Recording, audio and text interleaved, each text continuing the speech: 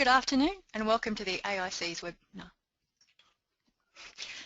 My name is Sam Perkins from the AIC and my guest presenter today is Dr Baden U'Ren from Bond University. Thank you for joining us today.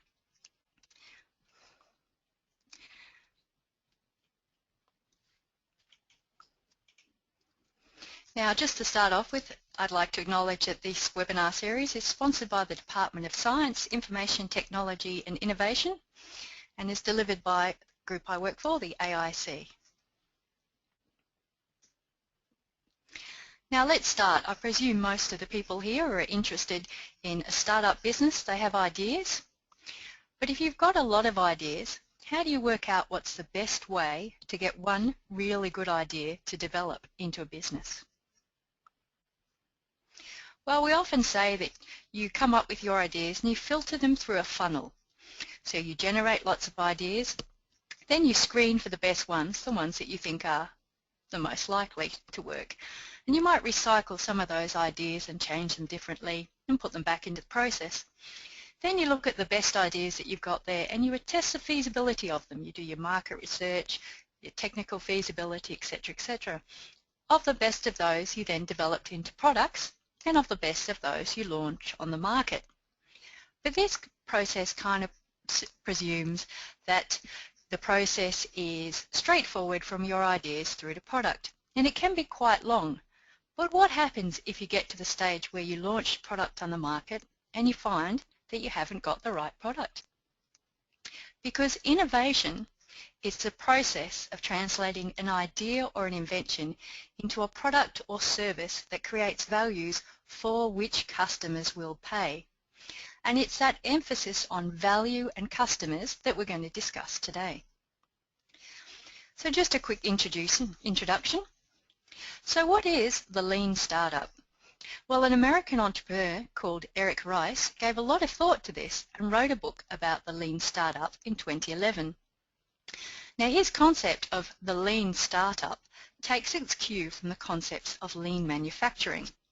And in lean manufacturing, waste is defined as the expenditure of resources, whether that's time or labour or consumables, for any goal other than the creation of value for the end customer. And all lean manufacturers seek to reduce that waste. Lean also focuses on using quality control to identify mistakes or imperfections as early as possible so that least amount of time is expended on developing a faulty product.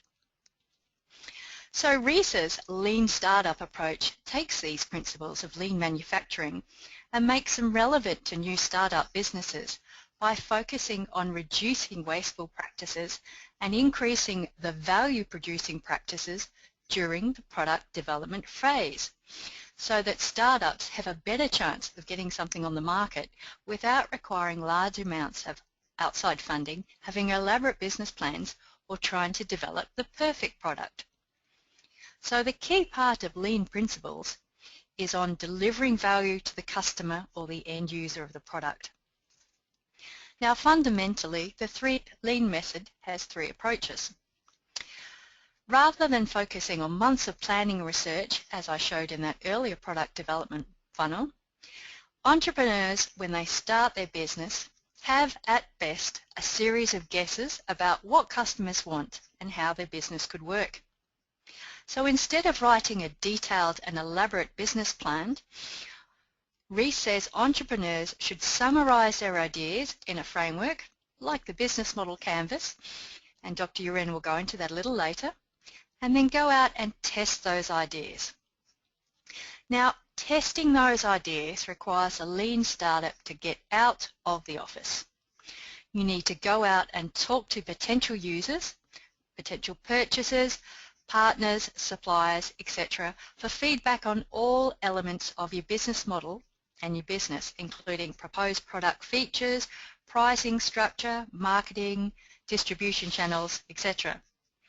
And the point about getting out and doing this is to do it quickly and get the feedback. Very few startups fail for lack of a good idea. They almost always fail because of lack of customers. Yet it's a fact that surprisingly few companies take that basic step of getting out and talking to customers until it's too late. Now, the other core principle of Lean for startups is this concept of the minimum viable product, which is about getting an early stage prototype product out on the market with potential and actual customers to get early feedback on whether that product or service meets a customer's needs and represents what they want. A minimum viable product is one that only contains the most important critical features of the proposed new product. It doesn't have any extras or nice-haves to it. Now, if you think about it, this idea of the minimum viable product we often see used in software, where multiple beta versions of new products or updates of existing ones are often released to us, the customer, for a trial period to test them out before the main product launch. So the idea with a minimum viable product is to put these prototypes in front of customers and find out what they think, and then use their feedback to revise your idea, to recycle it, to adjust it, to design the next phase of the minimum viable product, whether that's making small changes, iterations of the product, or whether you find out that you've made a fundamental error about what you think the product should look like and you have to take a more fundamental change to your approach. And in Lean Startup, they often refer to that as pivoting, where you suddenly have to change direction. Now, this process is called Agile development, and it's focused on developing the project iteratively and incrementally, small continual changes, with feedback from real customers developed during that product development process. And the point is during the process, not after the product has been launched on the market, by which time it might be too late to make fundamental changes. And this is a common mistake that startups make, unfortunately, where they either launch it and then see if there's a market, or they actually do spend a lot of time talking to the customers, but then they try and build a product with as many features as possible to meet all of the customers' anticipated needs. Now, the goal in Agile product development is to find the minimum set of features that are required to get early customers for the product as it is currently specified. So the Lean Startup approach helps to launch products that customers actually want, far quicker and cheaper than the traditional methods of product development. And this is important, especially for startups, because you need to get a product on the market and make some early sales as quickly as possible to reduce how quickly you're burning through that original cash investment that you've made in that startup business. So using the Lean Startup makes the whole process less risky for the startup entrepreneur. Now, if I refer to that in a diagram, I'm showing at the top here. You have your idea, you consider your business model, you go out and test with customers. Do they want the VW Beetle or do they want the fancy car? Survey them, refine your idea, and you do this continuously.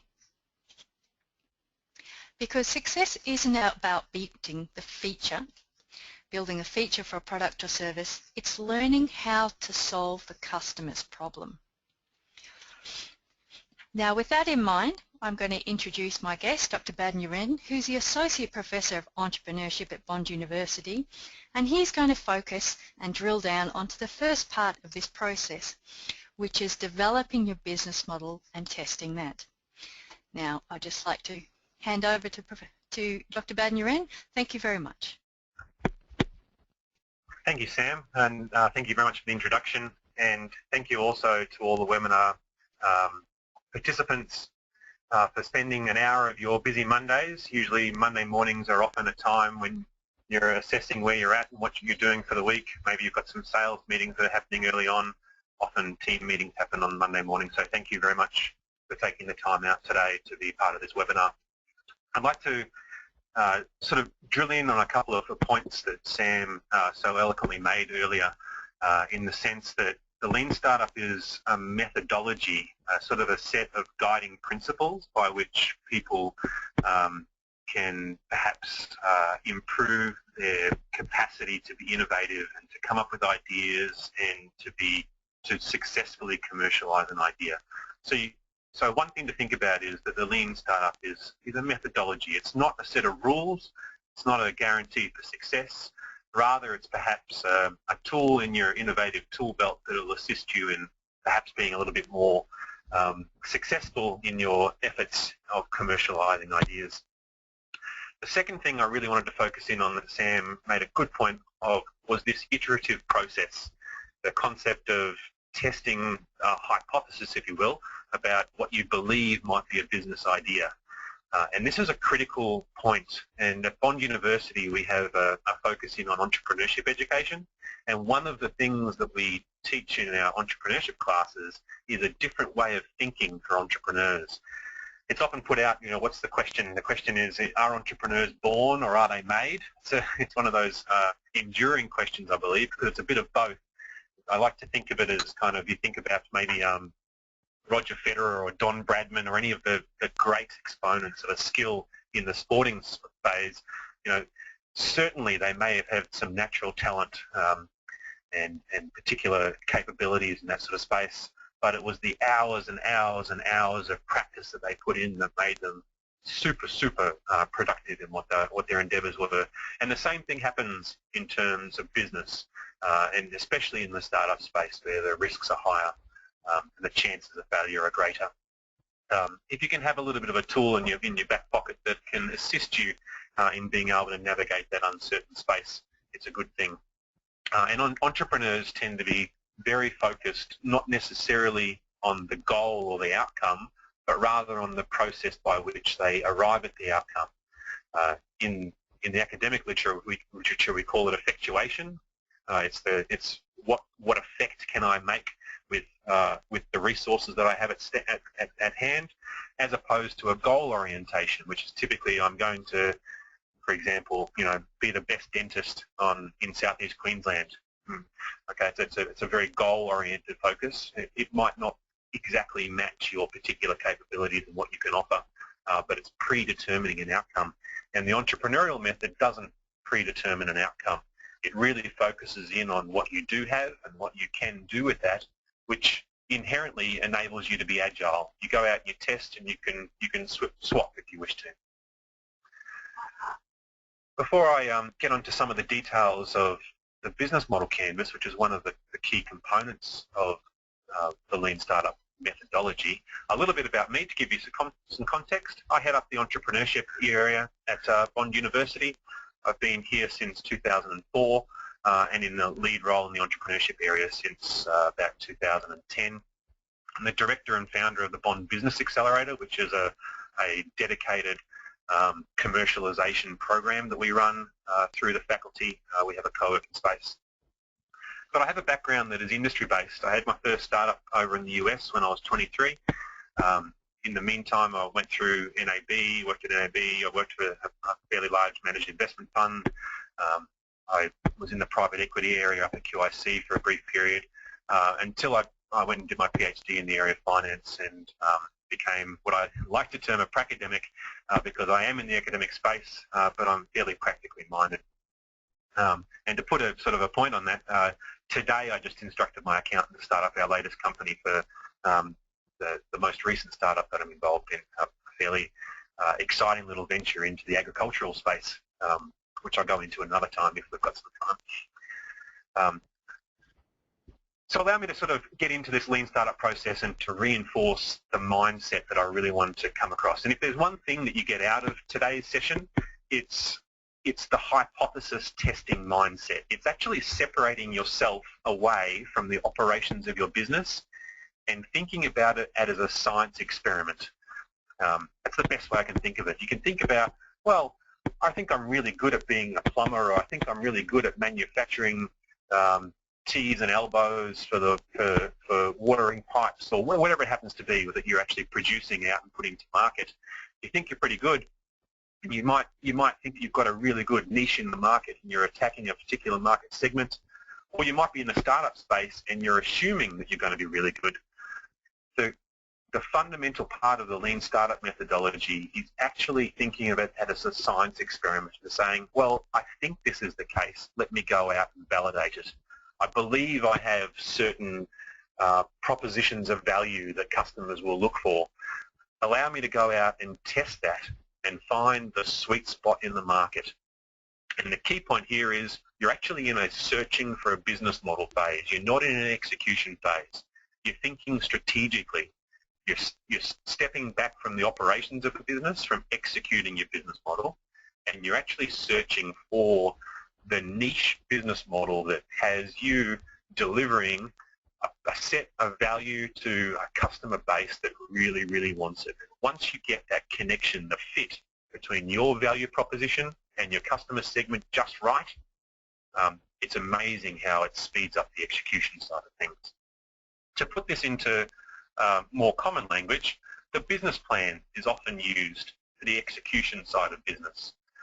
And I remember back when I was first in the business space, even the startup space, we were all being told, produce the business plan, write the business plan, and you were putting out 5-year cash flow forecasts and milestones out on a hypothesis of what you thought might be the case. It automatically sets you in stone into a particular way of thinking. Oh, this is what I'm going to do. Right? The business plan is an excellent tool for the execution of a business model that has been validated. And what we're talking about here is on the search side of things. It's actually the process by which we validate a business model. I'd just like to sort of reinforce that point. Business planning is an excellent tool for the execution side of things. It's an excellent communication tool to financiers, to other stakeholders. The business model is kind of like your internal version, the precursor to the business plan, to say, well, what business model do I want to plan for? Which customer segment is my sweet spot? Where do I move to after I've dominated that particular market? And what is it that's actually driving the success of this business? So let's just delve into this thing called the business model. And I've got a graphic that's coming up here, which is straight out of their text. I've got a link at the end of this presentation to a couple of websites where you can get access to all of these resources. So this is a representation of the business model canvas. And it's a tool, it's one of the tools that's used in the lean startup process. It's effectively the roadmap that can guide your process through the lean startup process. There are 9 basic components, as you can see there, split into 2 major sections. On the left, you've got partnerships with those 2 rings, resources, which is the guy that's digging the hole, and then you've got the person with the hammer on the bench, which is effectively your activities. These are the things that you're doing and how you choose to resource them, either owning them yourself or outsourcing them to partners. And they drive down into the rectangular box on the side, which has got a note paper on it, which is effectively your cost structure. Once you've got an idea as to what resources you need to be able to do what it is you're trying to do, whether you're going to own them or outsource them, that gives you an idea of your cost structure. On the right-hand side of the canvas, we've got a little present with a love heart going across to a person, which we're going to look at as our customer or a set of customer segments. And the second arrow is the truck, which is the delivery way. The present is your value proposition. When I say value proposition, I mean the collection of attributes of your product or service that you're delivering to your customer segment that they value, that they're willing to pay for. And a great point made by Sam at the early stages, the definition of innovation, there needs to be an ability to be able to pay. Yes, create value and convert that into cash in the bank. And I'm going to speak a bit more broadly than just cash in the bank too, because value is a word that's been used specifically because value can mean economic value, it can mean social value, it can mean environmental value.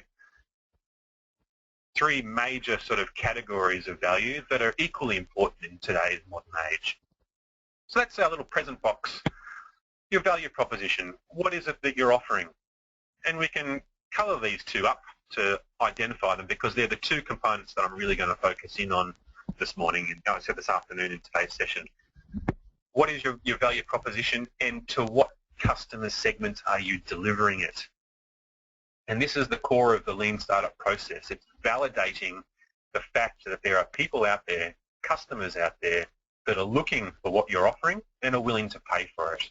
And it's this iterative hypothesis testing process by which this comes about that is the core of the lean process.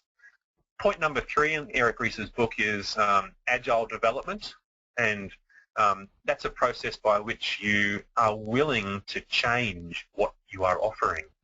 Going back to what I said earlier about the entrepreneurial mindset and how entrepreneurs make decisions, remember I said that they weren't necessarily goal-focused or outcome-focused. They were what's referred to as means-focused. What do I have and what can I do with it?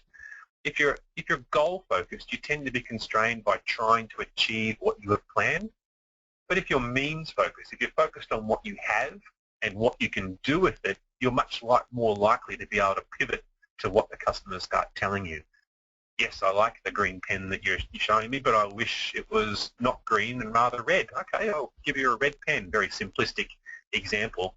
If I was goal-focused, I'd be intent on finding a customer segment that wanted my green pens, right? But if I'm means-focused and I'm listening to my customer and I have agile development at the back of my head and I'm willing to change what I'm putting out to market, I'm much more willing to find a way to come up with a red pen than what my customers are telling me. So let's start at these very quick. I need to sort of explain those 2 points. So value proposition, customer segments. The love part is the relationships that you need to build with your customers in order to be able to deliver. So what are the ways in which I need to build the trust between me as a supplier with my sets of value and the customer segments that are in play? What do I need to do? Is it a high-touch personalized sales process, or is it purely online search engine optimization? What is that relationship development that occurs that allows my customers to know what it is that I'm offering and become comfortable that I can actually deliver it? That's the relationship part, the love part that's on the top. And then the truck is, okay, once I've developed that relationship and they want to buy from me, how do I deliver my products? All of those 4, the value proposition, the customer segments, the relationships, and the delivery the process revolve down into what your revenue line is. And when you think about it, when it comes down to the monetary side of things, we're now sort of populating a proposed profit and loss statement of revenues and expenses that are occurring throughout this particular business model. So let's perhaps delve a little bit more detail into the value proposition customer segment aspects of the business model canvas. If you're already operating a business, you may well have a good idea as to what your customers are looking for because they're already buying from you. They might be saying, okay, we're looking for these particular attributes, and you'll have an innate knowledge of what that is. If you're starting a new business, you might be hypothesizing about what customers might be looking for. And a great way to be able to identify the customer needs or wants that are in place is to actually go out and test it, to go in a situation where you explore into the marketplace and you start asking questions of your customers without offering up your value proposition.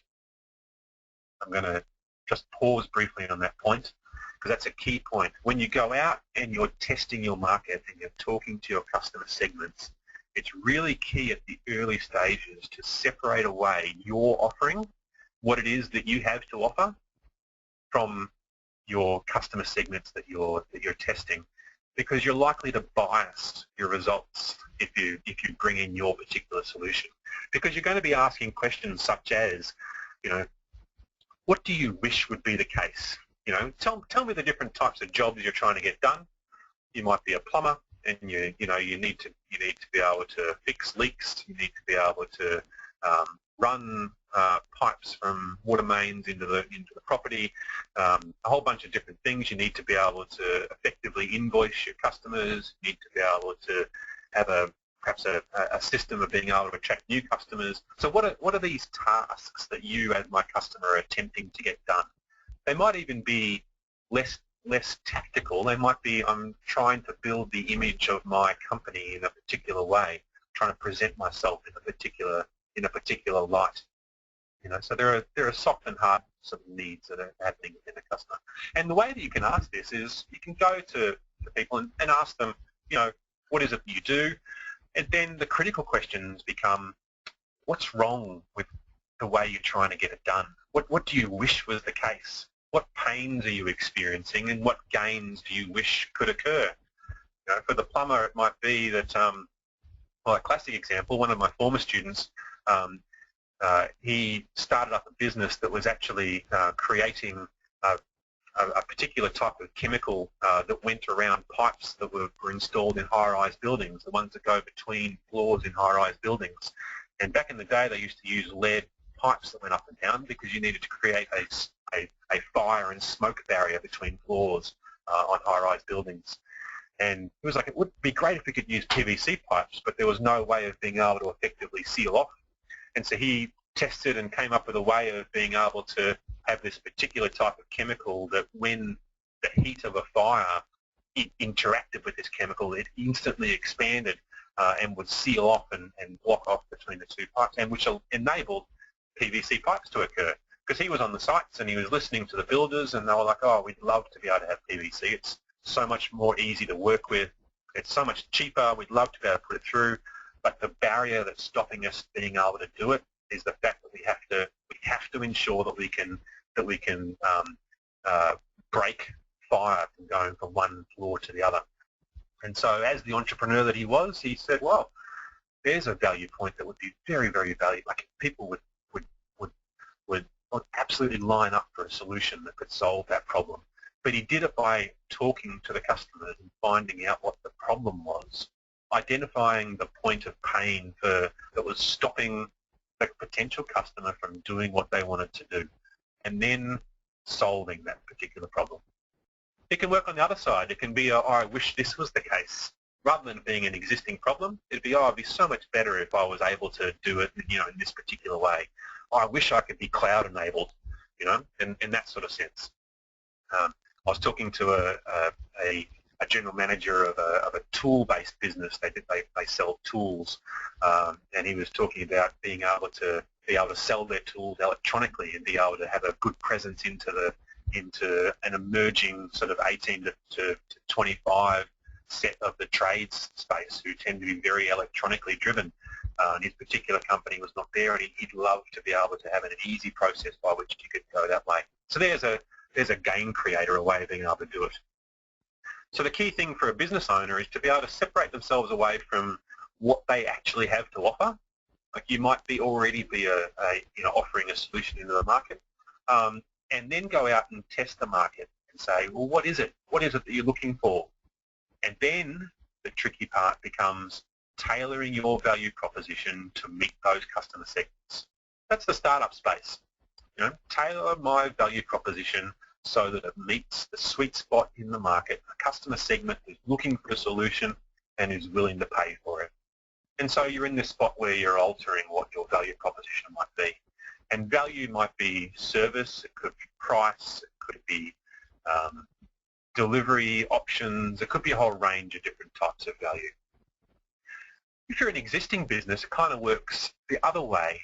You've got a set of values, and you might actually be searching for the particular customer segment that suits your value proposition. You've got an existing set of capabilities, and you're trying to look for the customer segment that might be able, particularly meet looking for what you have. You've got an existing capability. You might be in a position to be able to change it a little bit, but the key becomes behind this lean methodology is to find the customer segment that matches your value proposition. And if I can quickly talk about, for example, the university that I work for, Bond University, we have a couple of different customer segments. We have our future students, so the students that maybe are high school students, or they're mature age students that are coming to study here. We also have businesses who are the consumers of our students once they come out of the university. And they're also the startup space, the businesses that might emerge from students who come and start their own businesses. And if you have a look at what Bond University has to offer, what are our points of value? Well, one might be our location. We're in a magical place down here on the Gold Coast with beaches and sun and sand and hinterland. That might attract a certain customer segment. Not every customer would be interested in that, but there's certainly a customer segment that'll like that. It might be our small class sizes, the fact that we have an average ratio of about 11 to 1, 11 students to 1 staff, and that's a bit different to the majority of our competition.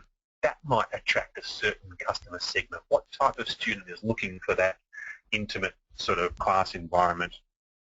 It might be the fast-track degrees.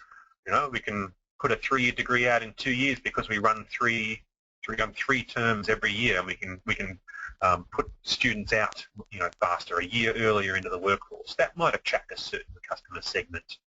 Knowing what those particular points of value are, and finding the customer segment that is looking for them is a key one. For our employers, we've done a lot of research on the employment side of things, and they're looking for 2 main things. They're looking for experiential learning, so work-ready graduates coming out, and entrepreneurship education. That's what our employers are saying, and it's the job of any business that's in business to be able to match up their points of value and pop it into a customer segment that's ready and waiting for it. And that's the beauty of the lean methodology. It puts you into a mindset, it gives you a methodology by which you can start to separate yourself away from your current way of doing things and think, well, in the perfect world for this business, which customer segments would we be attacking and targeting, and what points of value are really key for them?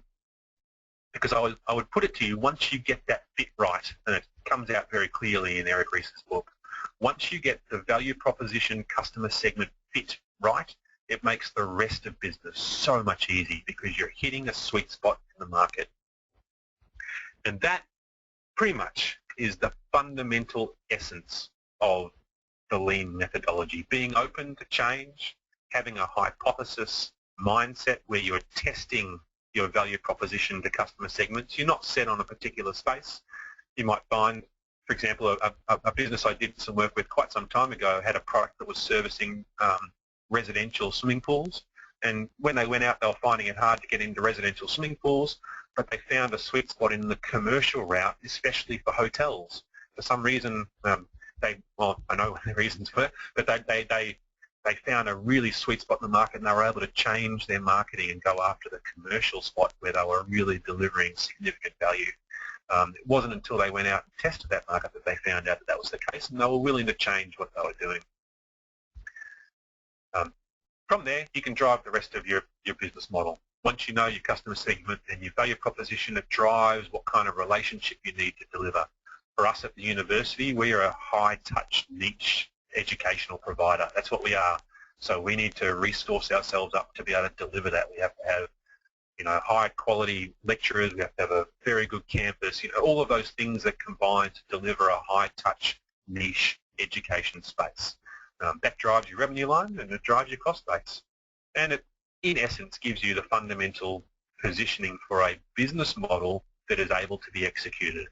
And once you've got that in place, then you can go down the path of business model execution. I'm going to sort of wrap up this formal part of the presentation before we can perhaps have some questions and answers that occur with a couple of different resources for you that I've put there. On the left is a book called Business Model Generation, which is taking the business model canvas and leading you through. It's available through a bunch of different online providers. Strategizer.com has a bunch of different resources for you, as does steveblank.com, who's a successful serial entrepreneur and also lectures at Berkeley and at Stanford over in the US. So for your own purposes, you can have a bit of a look at that. There's lots of different tools that are in place for exploring this space in more detail. And certainly the Lean Startup book by Eric Ries is an excellent, excellent resource. On the Steve Blank site, there's a list of different books to read that are in the space that you'll see all of those in and more. So Sam, we might pop back to you and you can maybe perhaps field some questions, and I'm more than willing to answer particulars or give some context or to answer general questions that are in place. And thank you again for your time. It's been a pleasure to be here as part of the AIC's webinar.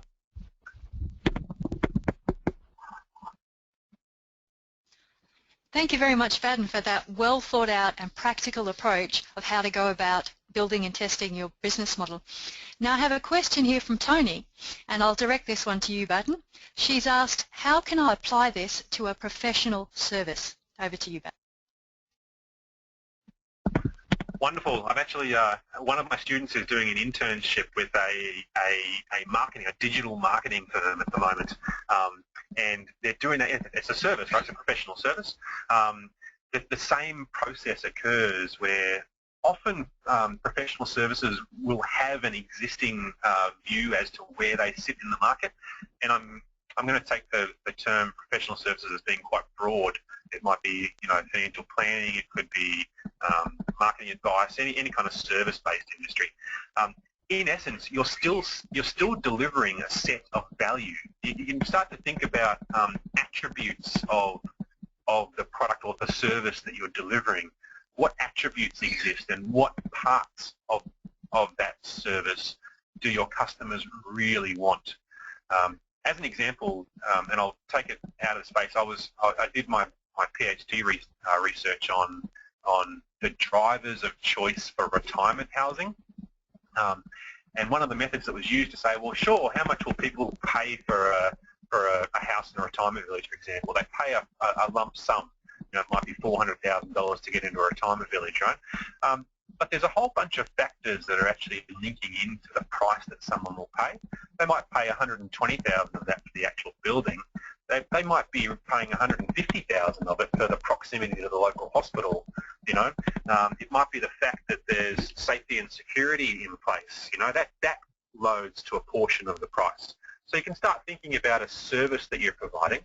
And Tony, if I knew what particular service you're in, I might be able to tailor it a bit in more detail. But say, for example, a financial planner, sure, return on retirement investment is one of the key attributes of your value that you're going to be putting. Yeah, I can do that.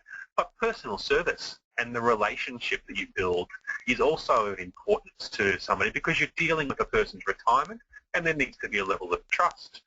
It might be the range of different products that you have available that you can invest into, financial products, alternatives that you can get into rather than just managed funds or exchange traded accounts.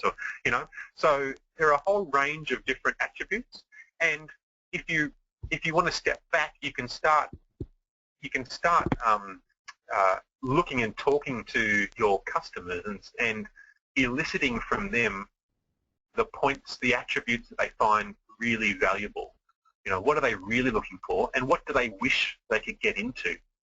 What do they wish they could get into? For example,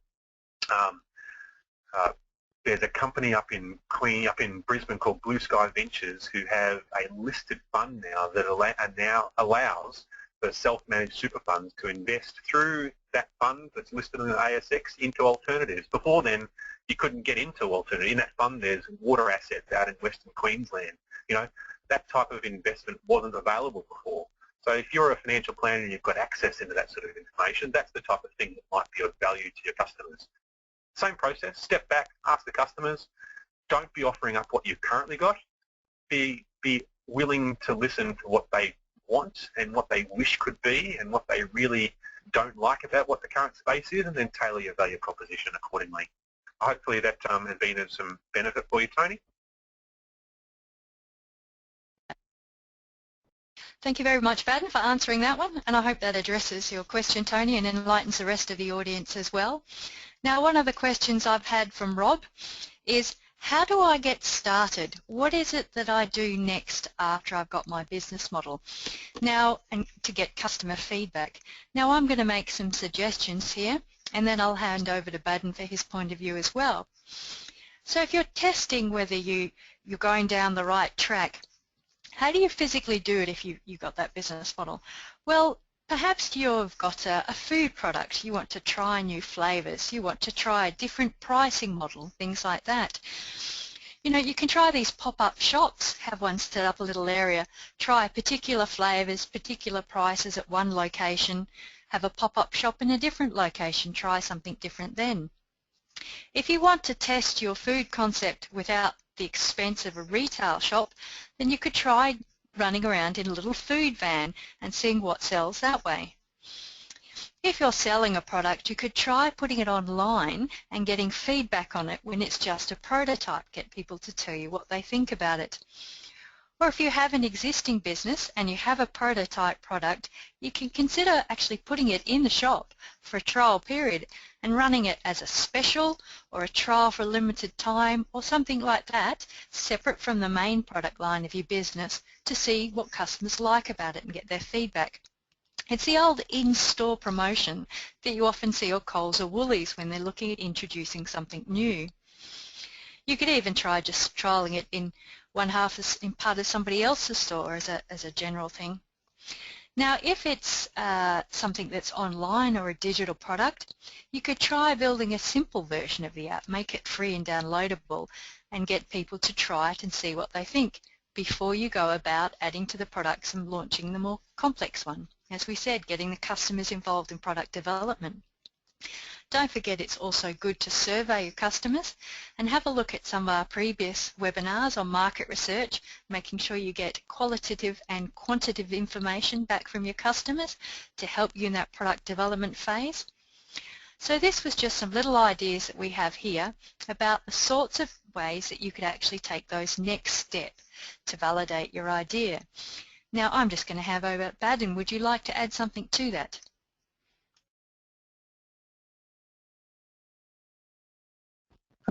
Thanks, Sam, and thanks for the question, Rob. And can I just perhaps give an example of what Sam was talking about testing and trying cheaply? Because that's the thing. Once you've got an idea about what your business model is, it's a really difficult step to actually say, you know what, we're going to give this a go.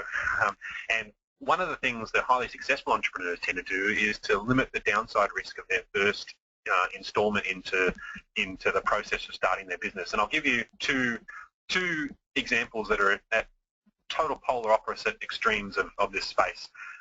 One is Richard Branson when he first started Virgin Airlines out of the UK.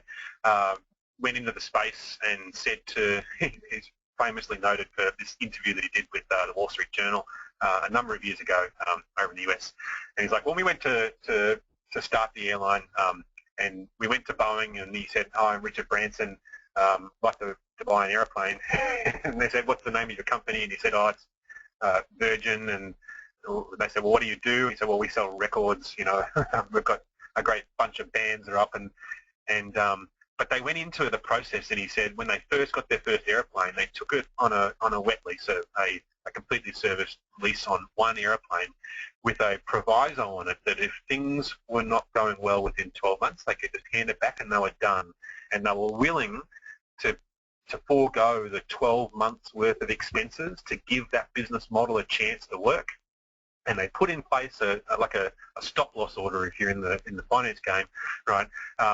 They said, well, if 12 months not working, we can hand the plane back, and they put that into their contract when they took that lease off Boeing.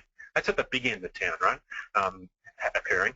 At the lower end of town, and it's kind of close to home because we're down at Varsity Lakes here, or Rabina on the Gold Coast. And just next to us is the Varsity Lakes sort of environment. And one of my former students started up a coffee shop called Blackboard Espresso. And he runs his business during the day, early morning through lunchtime, and they sort of close up about 3 o'clock in the afternoon. And friends of his had decided they wanted to start up a Mexican restaurant, and they actually outsourced his place for 3 or 4 nights a week. The company was called NOLA. They started up a little Mexican place, and they rented the space on an ad hoc basis off Nick at Blackboard to test out the Mexican restaurant idea to see if it would work. Short-term little arrangement, didn't cost them all that much. They got to open up. They were in an environment where the existing resources are in place. They got to utilise all that existing infrastructure. They tested their business model, and they've now gone out and they're in Mermaid Beach themselves now, in a proper location, and refined their business model. Learnt from their customers in that initial startup space where they were minimising their downside risk. If it wasn't going to work, they could pull back quickly, and it wasn't going to cost them all that much. So that's a great way of doing it. The big step is actually to make the decision to do it, to take the leap of faith and invest the initial money, and to take the risk, to assume the risk. That's the big step to begin with. And once you've done it, the next best thing is to try and minimise your downside. Make it an affordable loss. If it's going to be a loss, make it an affordable loss.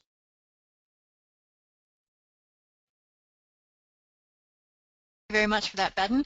And just as our final question for today, which is a bit of a follow-on, Lucy has asked, how many customers do you test your value proposition? So, for example, how many people did they test for their Mexican food ban? Have you got anything else you'd like to add to that a bit more, Baden? Great question, and my answer is there's never enough. I can give you a point.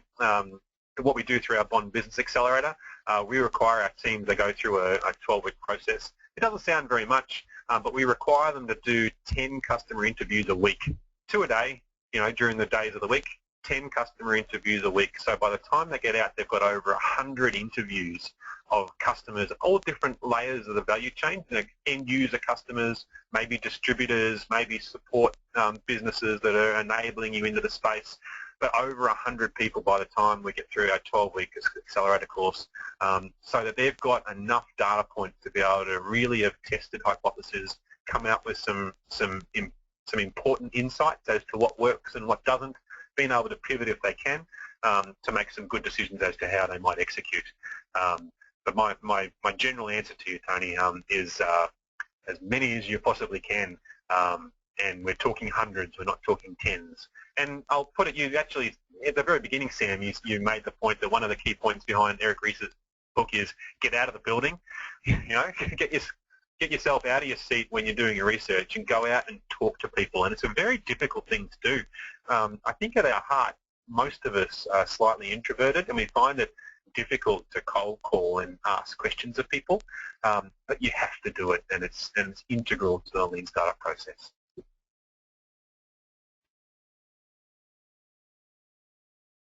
Thank you very much, Baden. Well, I'm going to wrap that up. Thank you all for attending today's AIC seminar. Thank you very much to our guest speaker, Dr. Baden U'Ren of Bond University. And I'm just going to reinforce the point he said earlier, which is make the decision and go out there and do it. Thank you very much for your time today. I'll bring this webinar to a close. Good afternoon.